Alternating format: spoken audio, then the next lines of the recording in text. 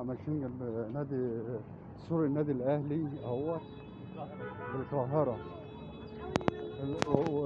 وقدامنا بصوا، لو بصيت ورانا كده هتلاقي البرج، برج الإيفل، برج برج القاهرة الدولي. برج القاهرة الدولي ورايا أهو.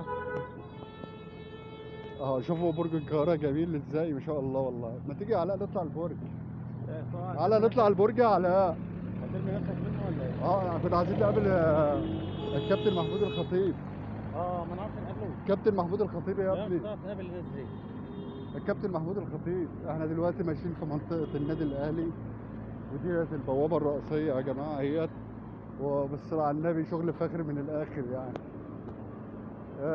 والنهارده كانت رحلة حلوة مع الأستاذ علاء رمضان اهوت، أبو رمضان فوق البركان. لكن دي علاء دهيت نقابة الفنانين التشكيليين. ده كمان دقايق. اهي مكتوبة اهي نقابة آه. الفنانين التشكيليين.